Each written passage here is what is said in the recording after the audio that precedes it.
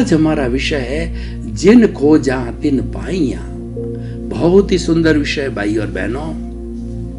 ये पूरा जो है सूत्र इस तरीके से है, जिन खोजा तिन पाइया और गहरे पानी बैठ, मैं बपूरी ढूंढन चली रही किनारे बैठ। एक व्यक्ति समुद्र के किनारे बैठा बैठा ये चिंतन करे कि मुझे मोती मिल जाए।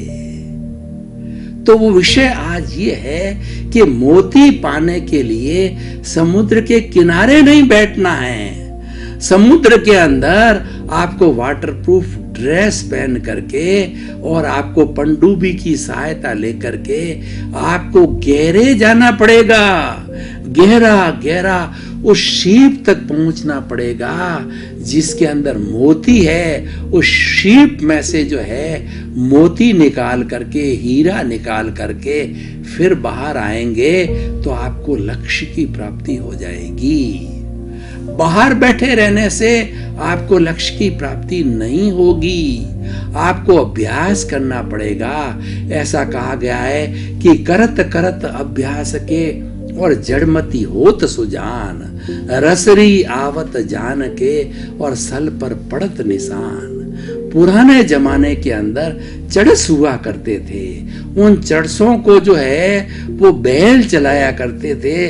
बैल को जाने के लिए टेपर दिया जाता था कि कुएं से लगा करके और नीचे तक जितनी लंबी रस्सी होती थी टेपर दे करके, और वो चड़स घूमता घूमता जब घूमता है तो पानी बाहर निकाल देता। जो रस्सी जिसके ऊपर बैल से जुड़ी हुई होती थी वो पत्थर के ऊपर से जाती थी, तो बार बार बार बार जब वो रस्सी उसे रगड़ खाती थी तो उस शिला के ऊपर, उस पत्थर के ऊपर भी जो है वह निशान आ जाता था। पत्थर भी जो घिस जाता था।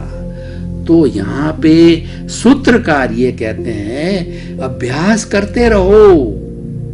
अभ्यास के करते रहने से मूर्ख होता है वो विद्वान बन जाता है। करत करत अभ्यास के जड़मती होत सुजान, और रसरी आवत जान के और सल पर पड़त निशान। जैसे रस्सी से उस पर निशान पड़ते हैं, मूर्ख भी विद्वान बन जाता है।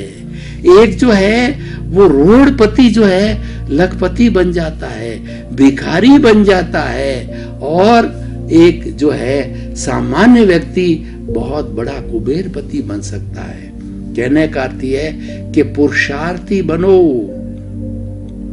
हमारे हाथ में क्या है? हमारे हाथ में पुरुषार्थ है। पुरुषार्थ किसे कहते हैं कि जो कल हम भाग्य लेकर के आए अपने साथ से पूर्व जन्म का, वो हमारा पुरुषार्थ था। वो आज भाग्य बन के हम उसको खा रहे हैं। खा रहे यानी मतलब हम सारा हमारे जीवन का जीवन भर जितना सुख भोगते हैं, अगर पाप किया हुआ तो दुख भोगते हैं, वह भी एक पुरुषार्थ है। पाप भी पुरुषार्थ है और पुण्य भी पुरुषार्थ है। पुण्य और पाप तो उसकी परिणति है, लेकिन जो हमारा जो किया हुआ पुरुषार्थ है वही आज भाग्य बन करके जो है हमारे साथ आया है और वही हम भुगत रहे हैं। आज हम जो पुरुषार्थ करेंगे वो आने वाले कल, यानी जो हमारा भविष्य का जो जन्म है, जो हमारा अगला जन्म है, उसके अंदर ये पुरुषार्थ भाग्य बन करके काम आएगा। यानी पुरुषार्थ से भाग्य बनता है, भाग्य से पुरुषार्थ बनता है। ये एक सिक्के के दो पहलू हैं, ये एक दूसरे के पूरक है। इसका ट्रांसफॉर्मेशन होता है, इसका बदलाव होता है।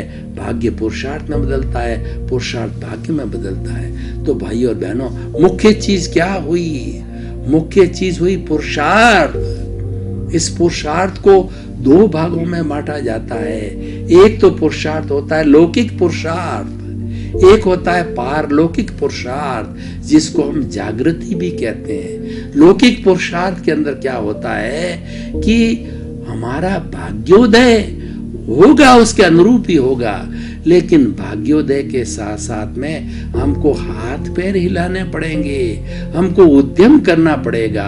हम मानते हैं कि भाग्योदय जब होता है उसके अनुरूप सभी हमको घर बार धन संपत्ति यश प्रतिष्ठा सब भाग्योदय पुण्योदय से मिलती है। हम जानते हैं, हम मानते हैं, लेकिन प्रश्न ये कब होगा?